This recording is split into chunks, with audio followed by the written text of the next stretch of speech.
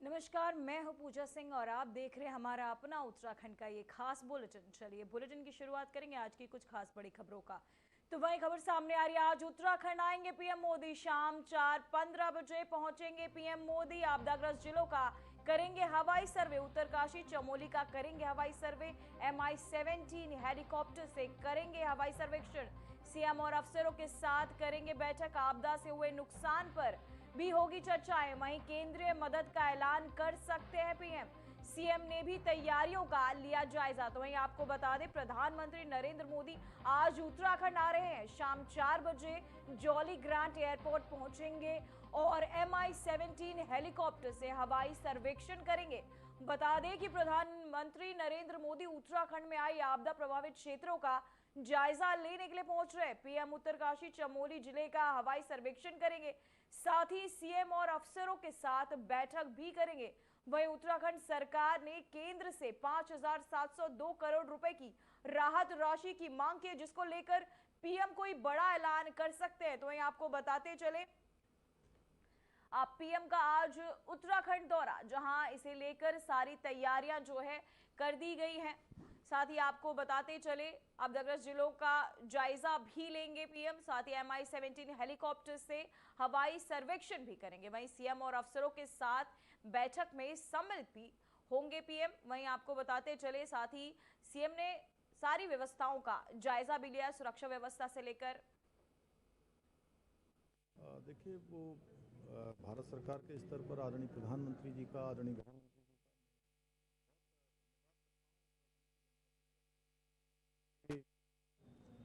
जब भी हमारे यहाँ पर कोई भी ऐसी आपदा आई है, उन्होंने हमेशा बढ़ चढ़ कर हमारे राज्य का सहयोग भी किया है, हमको सहायता भी की है, हर प्रकार से हमारा मनोबल भी बढ़ाया है।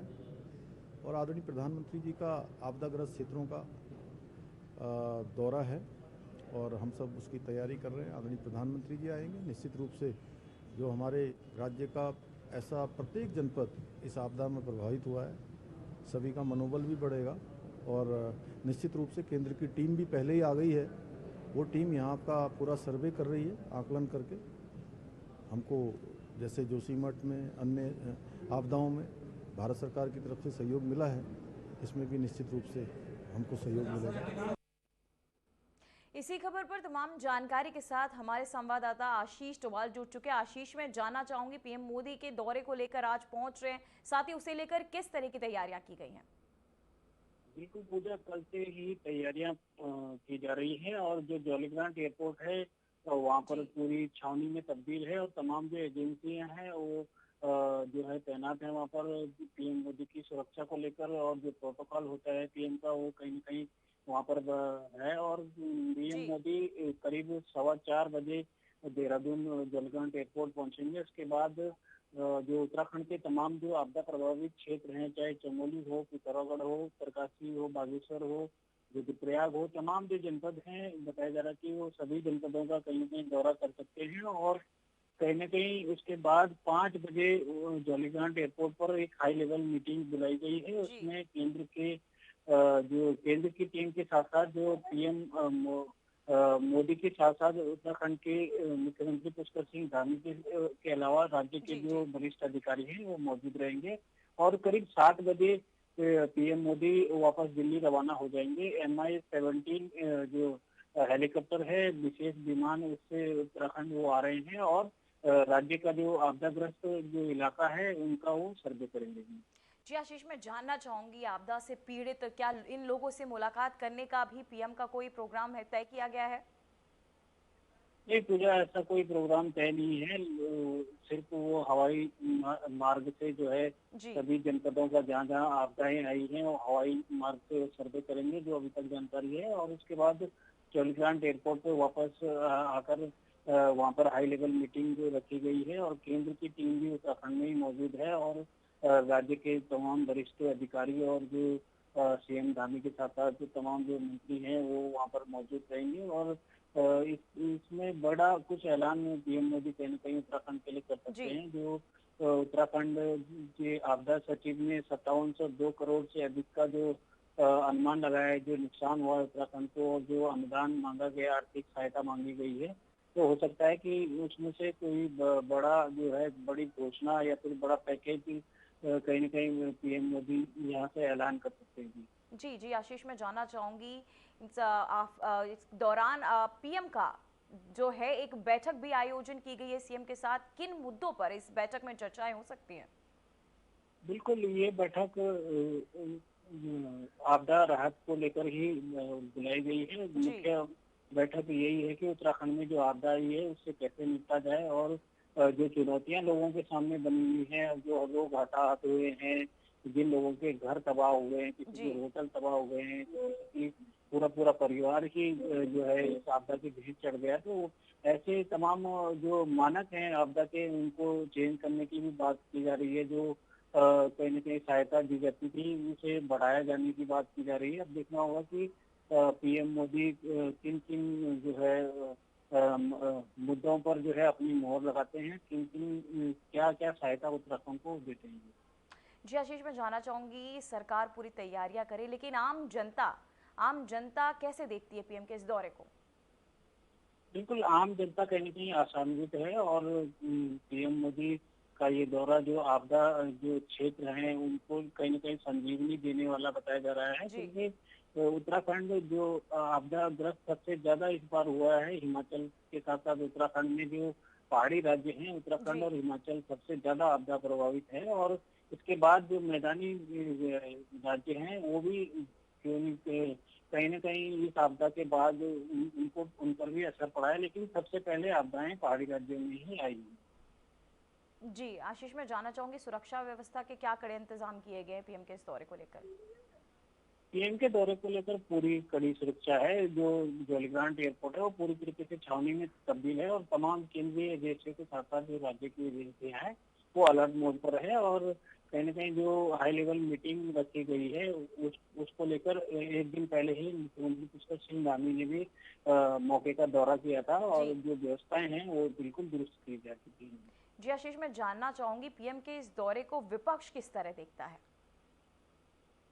विपक्ष कहीं न कहीं और आशा लगाए बैठे हैं। जी, कांग्रेस जो है प्रमुख विपक्षी पार्टी, उसने कहीं न कहीं एक दिन पहले ही एक बयान जारी किया है कि वो भी पीएम मोदी के सामने अपना पक्ष रखेंगे, चाहे डीएम के माध्यम से या फिर खुद जाकर जो प्रतिनिधिमंडल है वो जौलीग्रांट जाएगा और कांग्रेस की तरफ से 20,000 करोड़ जो है बजट की मांग की गई है कि केंद्र जो है कम से कम 20,000 करोड़ उत्तराखंड को दे, ताकि जो 4-5 जिले जी। नहीं पूरे उत्तराखंड को इस जो आपदा से जो राहत जो नुकसान हुआ है उसकी भरपाई हो सके।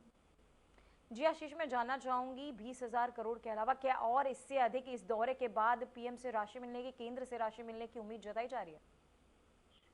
जी, अब देखना होगा पूजा की शाम तक क्या ऐलान होता है, क्योंकि केंद्र की टीम अपने स्तर पे भी मूल्यांकन कर रही है, आकलन कर रही है, हर जिले में जा रही है, चाहे उत्तरकाशी हो, रुद्रप्रयाग हो, चमोली का दौरा कर रही है। अलग-अलग टीमें हवाई मार्ग से भी और पैदल मार्ग से भी कहीं न कहीं जायजा ले रही हैं। तो अधिकारी अपने स्तर से जो हर जिले के डीएम हैं, उन्होंने भी अलग-अलग प्रस्ताव भेजे हैं।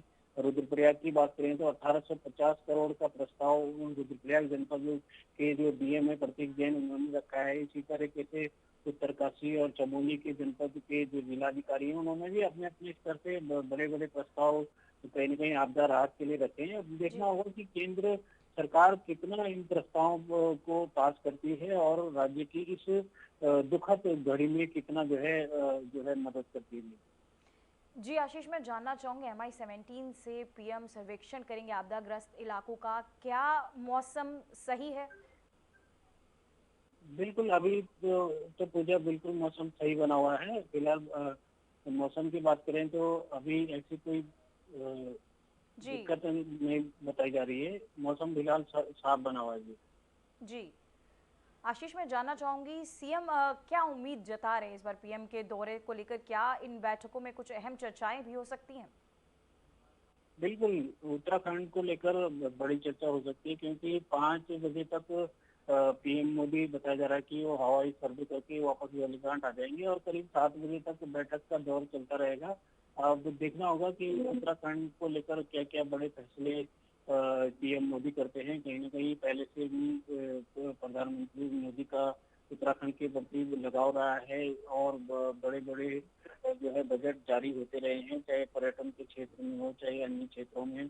कहीं न कहीं उत्तराखंड के विकास को लेकर केंद्र सरकार संजीदा रही है। अब देखना होगा कि आपदा की उस विकट घड़ी में केंद्र सरकार के कितनी जो है मदद उत्तराखंड की कर पाएगी।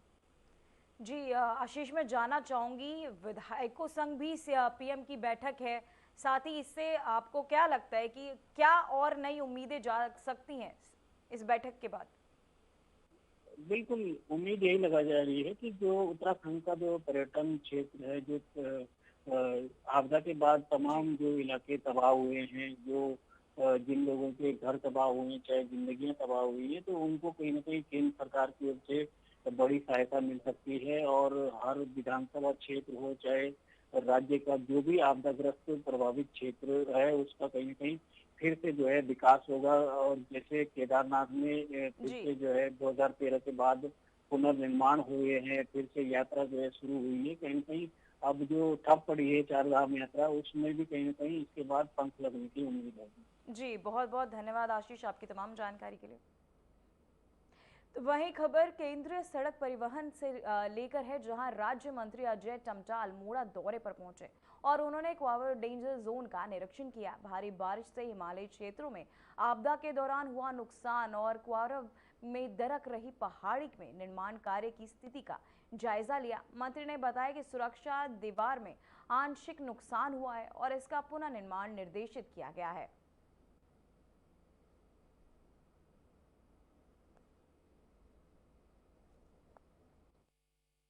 और मैं देखता हूं कि जो हिमालय राज्य हैं, चाहे वो नॉर्थ ईस्ट के हैं, हिमाचल है, उत्तराखंड है, जम्मू कश्मीर है, इसमें सभी जगह रोड के दरकना, पहाड़ियों का दरकना, गाँव का शिफ्ट होना, बहुत सारी जगह जहाँ पर फौजी और जहाँ पर लोग रहते थे वो भी हमारे बिल्कुल आपदा के कारण से पूर्ण क्षतिग्रस्त हुए। कई लोगों की जानें गई हैं। आज भी कल भी प्रधानमंत्री जी ने दौरा किया पंजाब और हिमाचल का, कल उत्तराखंड आने वाले हैं। इसलिए इस बार की जो बरसात है वो बहुत ही नुकसानदायक बरसात रही, जिसने काफ़ी जनहानि की है। कई जगह गांव और रोडों को नुकसान किया है भारी मात्रा में। और इसलिए अभी कल मैं काठगोदाम से आया तो करीब 50 जगह ऐसा मैंने देखा जहां हाईवे में हमारे मलबा आया है, और उसी की कड़ी में स्वाला और क्वारब में भी जो पहाड़ पहले से ही दरके हुए थे वो पानी के कारण से ज़्यादा दरके हैं। और मैं इतना कह सकता हूं कि अगर कोई ऐसी बरसात और आई तो और बड़ा कहीं हमको उस पर, क्योंकि अभी वो पहाड़ी अभी सेटल नहीं हुई है तो वो शिफ्ट हो रही है, पानी के कारण से धचक रही है, तो इसको इतना उसका नैरेटिव सेट नहीं करना चाहिए।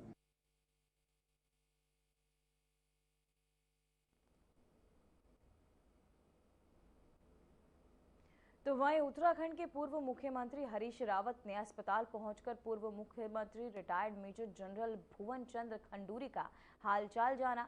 हरीश रावत ने अस्पताल में भर्ती खंडूरी से मुलाकात की और उनके स्वास्थ्य के बारे में जानकारी भी ली। उन्होंने उनके शीघ्र स्वस्थ होने की कामना भी की है। वहीं भुवन चंद्र खंडूरी लंबे समय से अस्वस्थ चल रहे हैं और उनका इलाज देहरादून के निजी अस्पताल में चल रहा है। वहीं राजनीतिक मतभेद, आपको बता दें कि मतभेदों के बावजूद रावत की ये मुलाकात सामाजिक सद्भाव और परस्पर सम्मान का प्रतीक मानी जा रही है।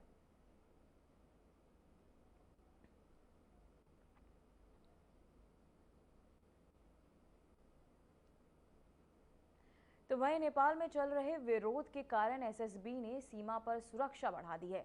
उत्तराखंड नेपाल सीमा पर जवान अलर्ट मोड पर नजर आ रहे हैं।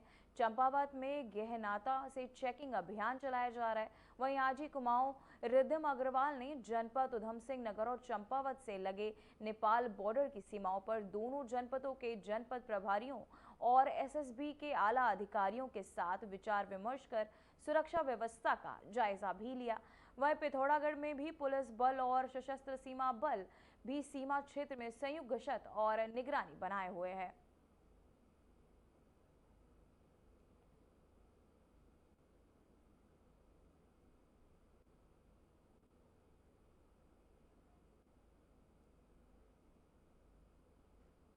अब वक्त हो चुका है एक छोटे से ब्रेक का।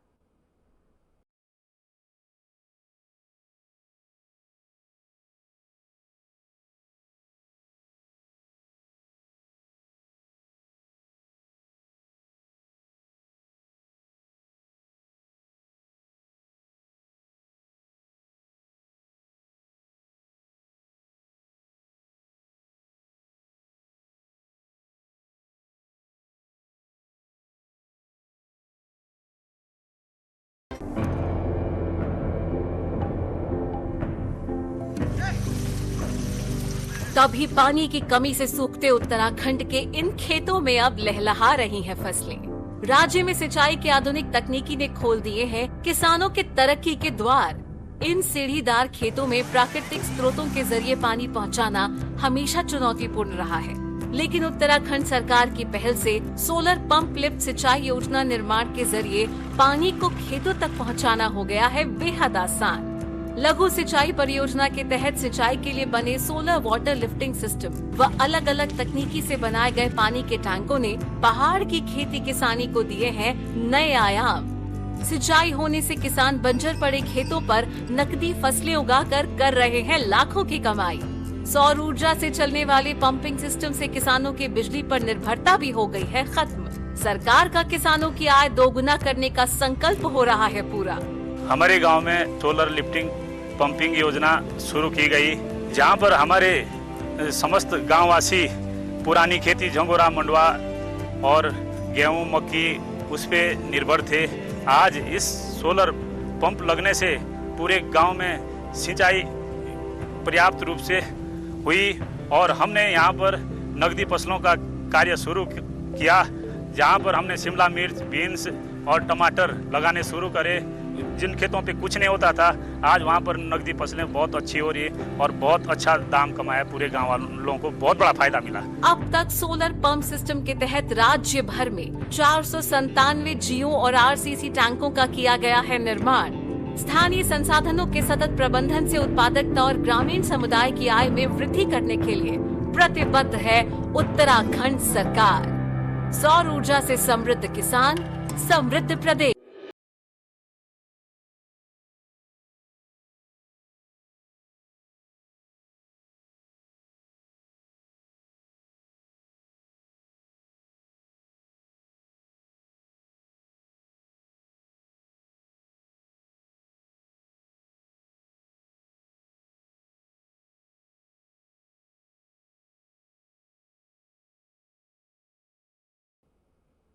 ब्रेक के बाद खबरों में एक बार फिर से आपका स्वागत है। तो वहीं पड़ोसी देश नेपाल इन दिनों अपने सबसे बड़े राजनीतिक और सामाजिक संकट से जूझ रहा है। स्थिति को देखते हुए भारतीय खुफिया एजेंसियों ने चेतावनी दी है कि असामाजिक तत्व सीमावर्ती क्षेत्रों में अशांति फैला सकते हैं। इस बीच उत्तराखंड के धर्मपुर से बीजेपी विधायक विनोद चमोली ने इस मुद्दे पर गहरी चिंता जताई है। उन्होंने कहा कि नेपाल एक पूर्णतः हिंदू राष्ट्र है, लेकिन वहां जो हालात बने वे केवल नेपाल नहीं बल्कि पूरे सनातन संस्कृति पर आघात है।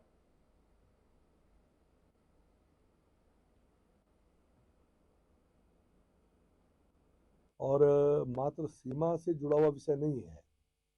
नेपाल एकमात्र ऐसा राष्ट्र है जिसको हम कह सकते हैं पूर्णतः हिंदू राष्ट्र है, और वहाँ जिस तरह की का ये जो अभी दृश्य बना है उसके कारण जो अस्थिरता नेपाल के अंदर आ रही है वो पूरे सनातन पर चोट करने वाली है भविष्य में आकर। तो उसको देखने की आवश्यकता है, और क्योंकि हम सीमांत क्षेत्र हैं तो निश्चित तौर पर हमको सजग भी रहना पड़ेगा और अपनी सुरक्षा एजेंसियों को अलर्ट भी करना पड़ेगा, वो हम लोग कर भी रहे हैं।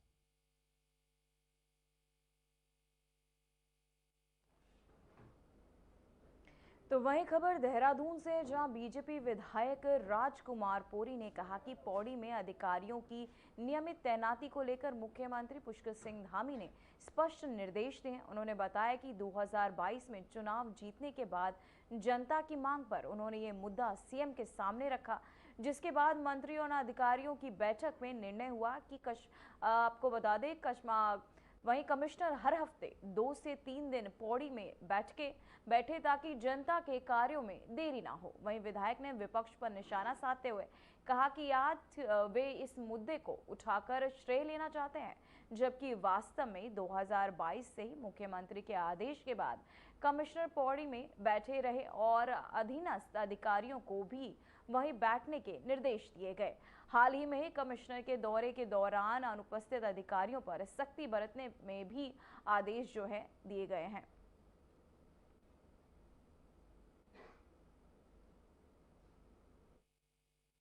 तो लोगों का शिष्टमंडल, कई लोगों के शिष्टमंडल मेरे पास आए। उन्होंने डिमांड की कि वास्तव में पौड़ी में कमिश्नरी होने के बावजूद यहाँ पर कमिश्नर नहीं बैठता, उसके अधीनस्थ जो अधिकारी हैं वो भी नहीं बैठते।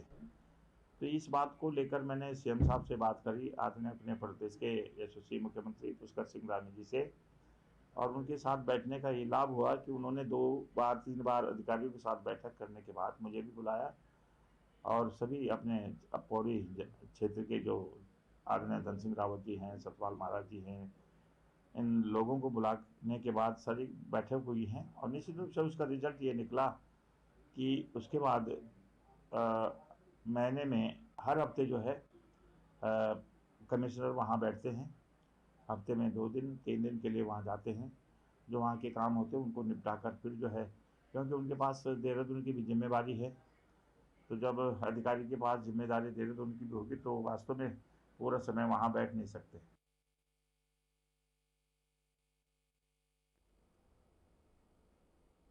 तो वहीं खबर देहरादून से, जहां चारधाम यात्रा का दूसरा चरण प्रारंभ हो चुका है। शुरुआती दिनों में खराब मौसम के कारण यात्रा को 5 सितंबर तक रोका गया था, लेकिन अब 6 सितंबर से फिर यात्रा शुरू हो गई। वहीं बाबा केदारनाथ, बद्रीनाथ और हेमकुंड साहिब की यात्रा सुचारू रूप से जारी है। गढ़वाल आयुक्त विनय शंकर पांडे ने जानकारी दी है कि गंगोत्री और यमुनोत्री मार्ग पर अभी भी सड़क संबंधी कुछ समस्याएं बनी हुई है। हालांकि छोटी गाड़ियां निकल पा रही है, लेकिन यात्रियों की सुरक्षा को ध्यान में रखते हुए इन मार्गों पर मरम्मत कार्य जारी है। उम्मीद जताई जा रही है कि 15 सितंबर तक सभी मार्ग पूर्ण रूप से बहाल हो जाएंगे और उसी दिन से हेली सेवाएं भी शुरू कर दी जाएंगी। आयुक्त ने श्रद्धालुओं से अपील करते हुए कहा कि देवभूमि हमेशा से श्रद्धालुओं के स्वागत और आतिथ्य के लिए तत्पर रहती है। सभी श्रद्धालु चारों धाम केदारनाथ, बद्रीनाथ, गंगोत्री। देखिए, चारधाम यात्रा का जो सेकंड फेज़ है वो आमतौर पर सितंबर में शुरू हो जाता है, और शुरुआत के 3-4 दिनों में चूँकि वेदर काफ़ी ख़राब था इसलिए 5 सितंबर तक यात्रा पर रोक लगाई गई थी, लेकिन 6 से पुनः प्रारंभ हो गई है।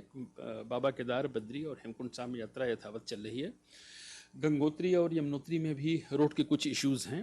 हालांकि छोटी गाड़ियाँ निकल सकती हैं, लेकिन अभी भी सुरक्षा की दृष्टि से जब तक उसमें थोड़े बहुत काम और न हो जाएं, लेकिन हम उम्मीद कर रहे हैं कि 15 सितंबर तक आते आते ये सभी रूट हमारे थ्रू हो जाएंगे, और 15 तारीख से हमारी हेली सर्विसेज भी प्रारंभ हो जाएंगी।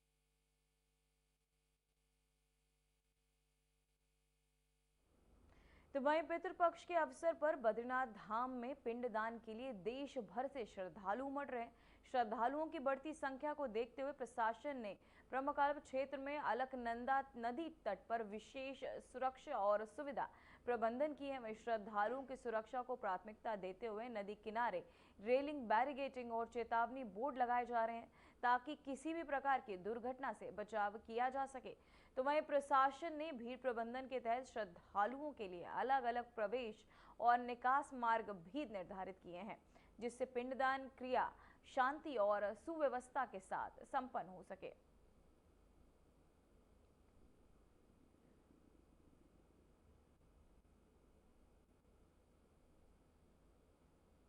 तो वहीं केदारनाथ धाम की पवित्र यात्रा के प्रमुख पड़ाव गौरीकुंड में अवैध शराब की बड़ी खेप पकड़ गई है। वहीं आपको बताते चले, सीतापुर व्यापार संघ के अध्यक्ष अशोक कुनियाल ने सतर्कता दिखाते हुए एक नेपाली नागरिक को शराब गुपचुप तरीके से ले जाते हुए पकड़ा। ये कार्यवाही यात्रा के दौरान सुरक्षा और कानून व्यवस्था बनाए रखने के लिहाज से महत्वपूर्ण मानी जा रही है।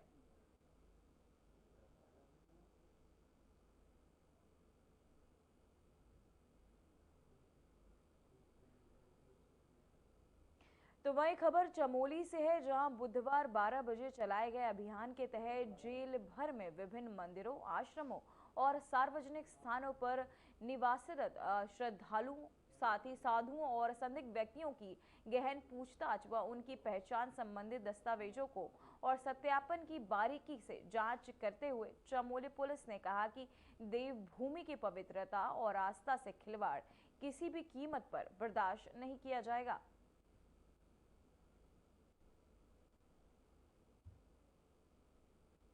फिलहाल बुलेटिन में बस इतना ही। मुझे दीजिए इजाजत। नमस्कार।